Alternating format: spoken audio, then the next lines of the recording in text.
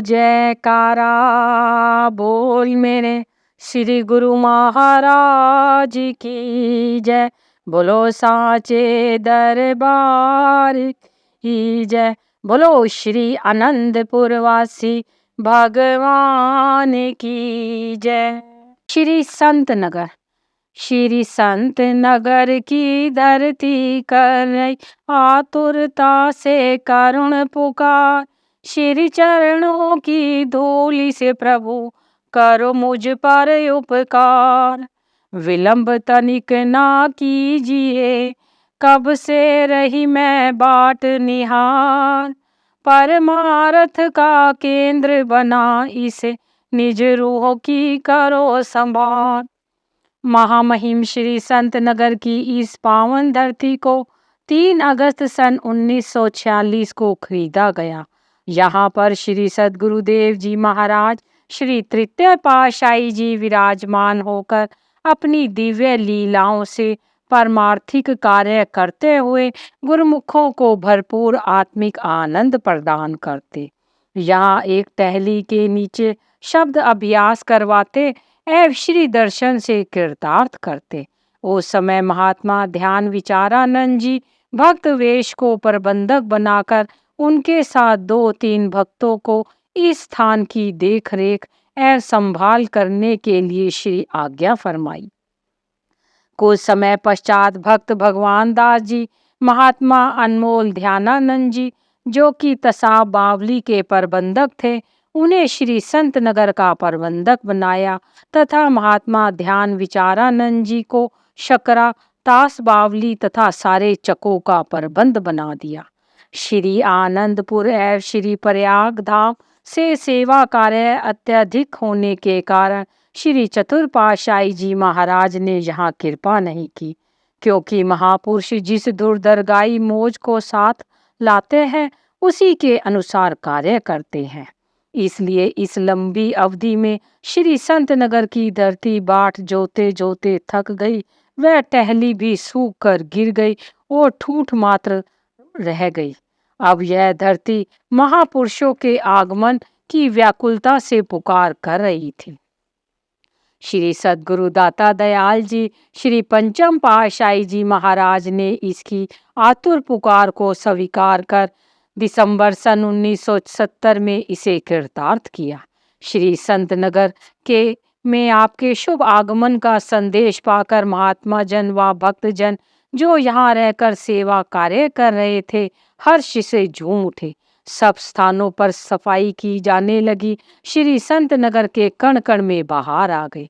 उस टहली का वृतांत जिसका पहले वर्णन हो चुका है, जो विरह व्याकुलता की लंबी अवधि से सूखकर गिर गई थी, उसमें भी सरसता धारण की। उसकी एक शाखा श्री सद्गुरुदेव जी महाराज के शुभ आगमन की सूचना सुनते ही हरी हो गई। उस गिरे हुए ठूंठ में से किसी को ऐसी आशा ना थी। आपके सम्मुख श्री संत नगर की भूमि परमार्थ की ज्योति से विशाल रूप में जन जन में जगमगाने के लिए आतुरता से प्रतीक्षा कर रही थी। श्री आज्ञा से महात्मा अभेद दर्शनानंद जी भी कतिपय भक्तों के साथ यहाँ साफ सफाई करने के लिए आए हुए थे। वे इसी कार्य में जुटे हुए थे। उधर श्री गुरु महाराज जी के आगमन की शुभ वेला भी शीघ्र ही आने वाली थी। महात्मा जी अभिनंदन के लिए गेट पर सुस्वागतम लगा रहे थे और श्री संत नगर के प्रवेश स्थान पर जो एक छोटी सी नदी बहती थी, उसमें श्री कार एवं साथ में 50-60 गुरुमुखों की बस के निकलने के लिए पत्थर रखने की सोच रहे थे। श्री कार प्रातः 10 बजे ही किस रास्ते से अंदर पहुंच गई, किसी को पता ना चला। महात्मा जी प्रवेश द्वार पर प्रबंध कर रहे थे। अंदर की ओर से महात्मा परम योगानंद जी को आते हुए देखा तो हैरान हो गए, क्योंकि कार में केवल महात्मा परम योगानंद जी एवं कार चलाने वाले बलराम भक्त जी, महात्मा योग सत्यानंद जी ही हुआ करते थे। महात्मा परम योगानंद जी ने महात्मा अभेद दर्शनानंद जी से कहा, महात्मा जी शीघ्र अंदर चलो, श्री गुरु महाराज जी आपकी प्रतीक्षा कर रहे हैं। अद्भुत अद्भुत! जो श्री दर्शन की प्रतीक्षा में घड़ियां गिन रहे थे, उनके लिए स्वयं श्री गुरु महाराज जी अब प्रतीक्षा कर रहे हैं। हर्ष के दिल में नगारे बज रहे थे। महात्मा अनमोल ध्यानानंद जी व भक्तजन अन्यासी महाप्रभु जी को सामने पाकर अचंभित हो गए। उन्होंने तुरंत ही श्री चरणों में मत्था टेका। श्री सद्गुरुदेव जी महाराज बाहर आंगन में आकर खड़े हो गए। महात्मा अभेद दर्शनानंद जी को आता हुआ देख आपने फरमाया, महात्मा जी, हमें संत नगर का शीघ्र ही निरीक्षण करना है। आपकी ही इंतजार में थे। महात्मा जी की आंखों से प्रेमाश्रु को श्री चरणों में समर्पित कर भाव प्रकट किए। आपने प्रथम पग पर ही सर्वशक्तिमान संपन्न परमार्थ रूहानियत और प्रेमियों से आदि जुगादि के संबंध का साकार रूप दिखा दिया है। आपके तेजोमयी स्वरूप के श्री दर्शन दिल में अनूठा आनंद और खुशी भर रहे हैं। इसके आगे वर्णन करना कठिन है। मुस्कुराते हुए श्री प्रभु जी ने आशीर्वाद दिया। तत्पश्चात आपके साथ महात्मा जी श्री संत नगर में बाहर भ्रमण के लिए गए। चारों ओर दृष्टि डाली। एक दृष्टि में सब स्थानों को आश्वासन दिया कि शीघ्र ही कांटों के स्थान पर फूल खिलेंगे। सब जगह सेवक प्रेमी सेवा करते हुए जीवन सार्थक करेंगे। एक पिकअप में निजी सेवादार, कुछ महात्मा जन और एक बस में गुरुमुख जन भी श्री संत नगर पहुंच गए। यहाँ पर भी मानो श्री प्रभु जी उनकी प्रतीक्षा कर रहे थे। फरमाया, जल्दी करो, यहाँ पर सेवा आपकी प्रतीक्षा में है। थोड़ी देर बाद श्री दर्शन खुले। आपने फरमाया, सब प्रेमी गुरुमुख जन यहाँ इसलिए आए हैं कि दरबार की सेवा करके भक्ति के धन को एकत्र करें, महापुरुषों की प्रसन्नता के पात्र बने। गुरुमुखों का एक एक क्षण भक्ति में लगाना चाहिए। इसीलिए ही महापुरुष परमार्थिक सत्संग स्थानों का निर्माण करवाते हैं, ताकि संस्कारी जीव आत्मिक आनंद को पाकर कृतार्थ हो सके। आप सब संस्कारी है, अति भाग्यशाली गुरुमुख हैं, जिन्हें सहज ही महापुरुषों की समीपता एवं निष्काम सेवा भक्ति के साधन मिल गए हैं। अतः सेवा करते हुए भक्ति धन कमाएं और अपने जीवन को सफल बनाएं। इस प्रकार वहां दिन रात स्वयं भी अनथक प्रयास से श्री दर्शन देकर सब में नव उत्साह भरा और गुरुमुख भी श्री दर्शन एवं सेवा के दिव्य नजारों को पाकर भाग्य मनाने लगे। आप कितना समय कहाँ लगाते, यह देखकर सेवादार हैरान रह जाते। आई हुई संगतों को समय देना, गुप्त रूप से अमर ज्योति ग्रंथ के लेखन में समय देना, प्रातः से रात्रि श्री दर्शन खुलने तक गुरुमुखों को सेवा स्थान पर श्री दर्शन देना, ऐसा लगता था मानो विश्राम को तो पूर्ण रूप से तिलांजलि दे रखी हो। परमार्थिक एवं निर्माण कार्य।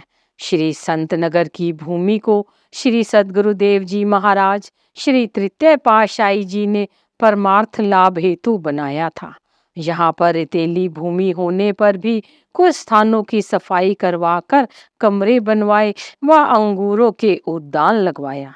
उन्होंने स्थान स्थान पर भक्ति परमार्थ के केंद्र बनाने का बीजारोपण कर दिया, जिससे पुनः वृक्ष पर लगे मीठे फलों से भरपूर करना था, अर्थात आत्मोन्नति के साधनों के स्थानों को सुसज्जित कर संस्कारी जीवों को आत्मिक लाभ कराना था।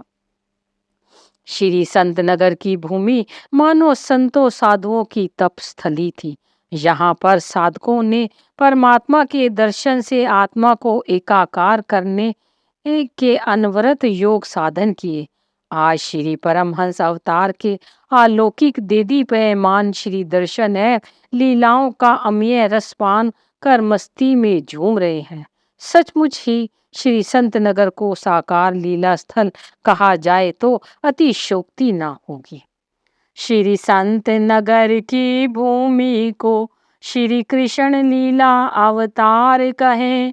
ज्ञान भक्ति का सूर्य है ये, या परमात्म रूप साकार कहें। मन हरण लीलाएं कर यहाँ पर गुरु भक्ति का संचार किया। श्री पंचम सब रूप पंचामृत पिला विश्व पर महा उपकार किया। एक बार श्री पंचम पातशाही जी महाराज कुछ सेवकों सेवादारों को साथ लेकर अंगूरों के बगीचे में गए। पुनः एक टहली जो श्री तृतीय पातशाही जी की लीला स्थल था के पास गए। सेवकों को आवश्यक निर्देश दिए और फरमाया, हम जिस स्थान की ओर देखते हैं सब मानो यही प्रार्थना कर रहे हैं कि श्री प्रभु प्रथम दृष्टि हम पर डालें। समय तो कुछ अवश्य लगेगा, हमें श्री संत नगर का शीघ्र ही निर्माण करना होगा। यह स्थान चाहे छोटा ही होगा, परंतु यहाँ पर हजारों जीवों को सत्संग का लाभ मिलेगा। दुनियावी कामों से जिन्हें फुर्सत ही नहीं, वे भी अल्प समय में यहाँ से आत्मिक आनंद को पाकर माला माल होंगे। 15 दिन तक यहाँ पर मारथ लाभ करवाकर आपने श्री आनंदपुर के लिए प्रस्थान किया। आत्म सुख के प्रदाता महापुरुष जीवों में आत्म सुख की संपदा बांटने के लिए तत्पर रहते हैं। आप श्री मौज से श्री संत नगर में जिस कार्य की रूपरेखा बनवाकर सेवकों को सेवा सौंप कर आए थे, उसे देखने व विकास कार्य को आगे बढ़ाने के लिए सन 1971 मार्च में श्री आनंदपुर से पुनः श्री संत नगर की ओर प्रस्थान किया। मार्ग में शिवपुरी परमधाम ग्वालियर को कृतार्थ करते हुए श्री संत नगर में पहुंचे। यहाँ पर अभी थोड़ा सा ही स्थान साफ हुआ था और वहाँ पर लंगर के लिए दोनों ओर एक एक कमरा ही बना हुआ था। दर्शन हाल एवं निवास स्थान भी छोटा था। भक्तानियों एवं भक्तों की तरफ एक कमरे में श्री परमहंस मंदिर बनाकर श्री आरती पूजा की व्यवस्था की। स्वयं श्री गुरु महाराज जी भक्तों की और श्री मंदिर में जाकर प्रातः सायं श्री आरती पूजा करते। भक्तों ने श्री दर्शन हाल की सफाई करके दरियां बिछाई। रात्रि को श्री दर्शन खुलने से पहले आपने वहां कृपा फरमाई। छोटा स्थान होने के कारण सभी गुरुमुख जहां आप पधारते वहीं इकट्ठे हो जाते।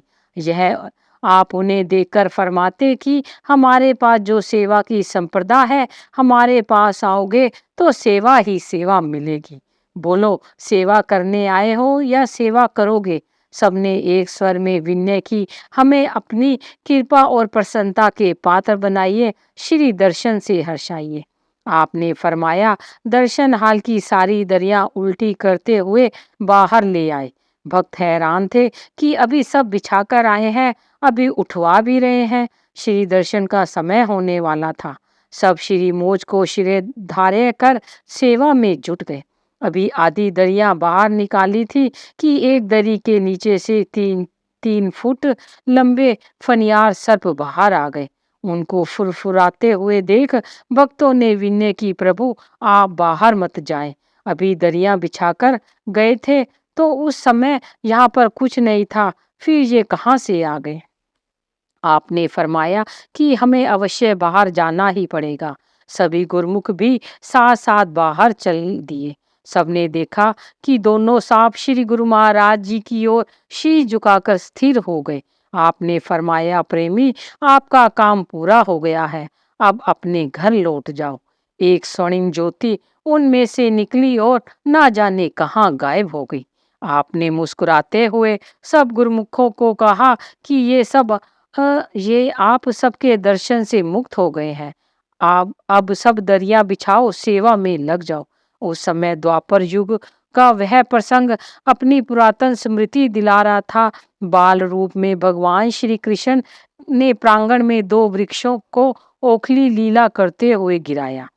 उनमें से कुबेर पुत्र मणिग्रीव व नल कुबेर देव पुरुषों ने जड़ योनि से मुक्त होकर वंदना करते हुए आभार प्रकट किया। महात्मा दर्शन अलखानंद जी ने कहा कि श्री गुरु महाराज जी की अपरंपार लीला है, सबको जानते हुए भी पर्दा डाल देते हैं। अभी श्री संत नगर पहुंचे हुए 7 ही दिन बीते थे कि एकदम वहां पर संगतों की बसें भरी हुई आने लगी। उन संगतों के निवास का प्रबंध इतनी जल्दी संभव नहीं था। एक और दिन और रात जैसे जैसे संगतें आती, उन्हें उसी समय श्री प्रवचनों श्री दर्शन से निहाल एवं संतुष्ट करके भेज दिया जाता। रात्रि को 12 बजे से लेकर 3 बजे तक श्री गुरु महाराज जी स्वयं लैंप लेकर कुर्सी पर विराजमान होते। गुरुमुख जन कांटों भरे स्थानों को फावड़ों से साफ करके गोबर से स्थान लीपते। प्रातः 5 बजे वही टेंट लगे होते और संगतें उनमें आ जाती। धौलपुर, बाड़ी व ग्वालियर की सब दुकानों से टेंट मंगवाए गए थे। सब सुनकर हैरान थे कि श्री संत नगर में इतनी संगतें दर्शनार्थी कहाँ से आ रहे हैं। इन्हें मार्ग में किसी से भी भय नहीं लगता था। धौलपुर में एक भक्त जी को किसी ने कहा कि सब जानते हैं कि धौलपुर के मार्ग खतरे से खाली नहीं। दिन रात प्राइवेट बसें श्री दर्शन के लिए आ रही हैं। भक्त जी ने उत्तर दिया, भाई, भगवान अपने भक्तों को स्वयं बुलाते हैं और स्वयं उनका उत्तरदायित्व संभालते हैं। यहाँ बुद्धि की पहुंच से परे है। इस प्रकार 6 दिन निरंतर क्रम चलता रहा। दर्शन हाल, आवास स्थान, लंगर आदि सब स्थान छोटे हो गए। जितनी संगत आ रही थी उतना प्रबंध नहीं हो पा रहा था, परंतु गुरुमुखों के हृदय में केवल एक ही धुन थी कि महाप्रभु जी की एक झलक व श्री दर्शनों का अम्य मिल जाए। इसी में ही सब सुख और आराम समाया है। आपकी मृदु मुस्कान, कृपा दृष्टि तथा श्री वचन गुरुमुख प्रेमी जिज्ञासुओं के मानस पटल पर अंकित हो गए। आत्म संतुष्टि से लाभान्वित कर रहे थे। 7वें दिन संक्रांति थी। खुले स्थान पर श्री दर्शन खुले। आपने श्री प्रवचन फरमाए।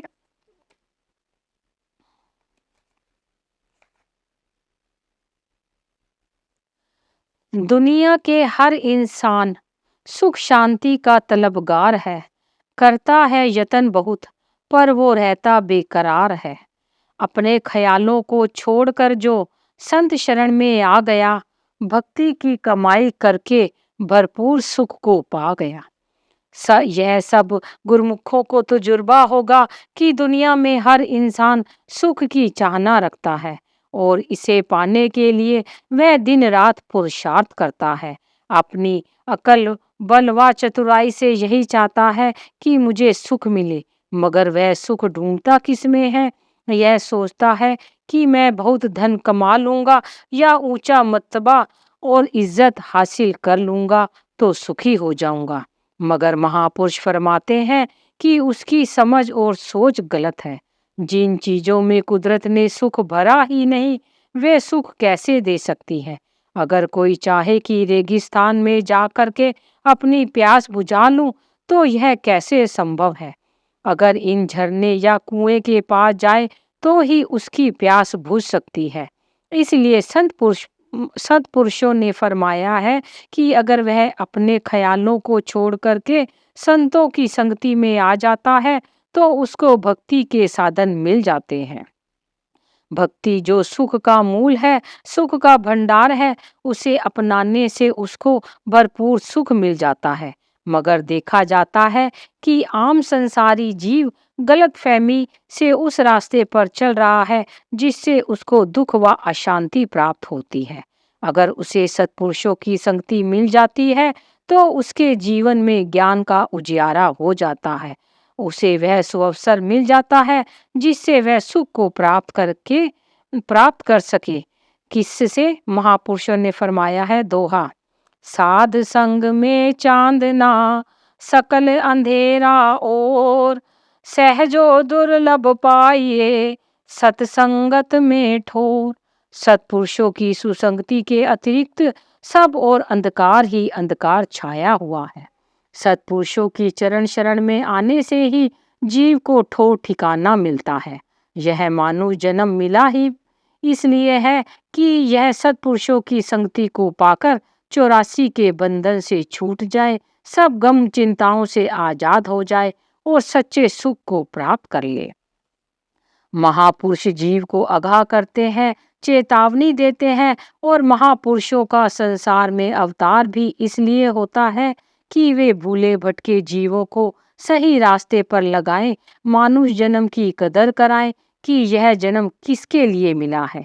आम जीव यह समझते हैं कि यह शरीर संसार के धंधों और विषय विकारों के लिए मिला है, मगर जो गुरुमुख जन सत्पुरुषों की संगति में आ गए हैं, वे इन चीजों को तुच्छ समझते हैं। अगर मानुष जन्म को धारण करके केवल शरीर के सुख आराम के लिए ही यत्न किया, तो फिर समझो कि कुछ भी नहीं किया। जैसे आए वैसे चले गए, बलिक सर पर बोझ उठाकर ले गए। क्या दुनिया के पदार्थ जीव को निवारण पद दिला सकते हैं या सुख दे सकते हैं? ऐसा नहीं हो सकता। जिसकी तासीर ही सुख देने वाली नहीं है, वे कैसे सुख देंगे? अगर उनमें सुख होता तो महापुरुष कभी इन्हें छोड़ने के लिए ना फरमाते। वे वाणियों में चिताते हैं कि सच्चा सुख केवल नाम सुमिरन और सेवा भक्ति में है। इनमें सुरती की तार जोड़कर सुख स्वरूप बन जाओ। संगतों का उमड़ता समुदाय दिन रात श्री दर्शन एवं सत्संग प्रवचनों की निधि पाकर माला माल हो रहा था। आपने अपनी असीम कृपा करते हुए पुनः एक बार अमृत वर्षा करते हुए फरमाया, महापुरुषों ने संसार की हालत देखते हुए यह निष्कर्ष निकाल दिया है कि सारा संसार ही दुखी है। केवल भक्तजन सुखी है, क्योंकि उन्होंने नाम का आधार लिया है, भक्ति को अपनाया है, इसलिए वे सुखी हैं। सत्पुरुष अपनी वाणी में वर्णन करते हैं, कबीर सब जग दुख भरा, सुखिया नहीं संसार, सुखिया केवल भक्त जन, जाके नाम आधार। भक्ति के प्रताप से गुरुमुखों का परलोक भी सुखमय बन जाता है और उनकी आत्मा पवित्र और पाक साफ होकर अपने मालिक से मिल जा सकती है। बूंद समुद्र से मिलकर समुद्र रूप हो गई, आत्मा परमात्मा से मिलकर परमात्मा का रूप हो गई। आम दुनिया इसको समझे या ना समझे, मगर गुरुमुखों को यह अच्छी तरह समझ लेना चाहिए कि यह मानुष जन्म बार बार नहीं मिलता है। यदि यह अवसर हाथ से निकल गया तो फिर बाद में कितना पछताना होगा। उस पछतावे से बचने के लिए, दुखों से बचने के लिए महापुरुष फरमाते हैं कि ए प्राणी, तू जाग, गलफत की नींद में मत सो। यह तेरा अपना शरीर भी अंत में तेरा साथ नहीं देगा। माता पिता भाई बहन बंधु मित्र आदि संबंधियों को तो समझाता है कि ये अपने हैं, परंतु जब इसकी आत्मा इसके शरीर से निकल जाती है तो ये शरीर को ले जाकर जला देते हैं। एक दिन के लिए भी घर नहीं रखते। सही मायनों में महापुरुष ही जीव के साथ हित करते हैं। वह कौन सा हित है? वे इसकी आत्मा को परमात्मा के संग मिलाने का यत्न करते हैं। इसी में ही जीव का कल्याण है और इसी में मानव जन्म की सफलता है। आपने आने वाले महात्मा लोगों के द्वारा शेष सत्संगतों को श्री आज्ञा भेज दी कि अब इस बार का प्रोग्राम समाप्त हो गया है। आगे पुनः पहले ही सबको सूचित कर दिया जाएगा, ताकि संगतों को सुविधा प्राप्त हो सके। बोलो जयकारा, बोल मेरे श्री गुरु महाराज की जय।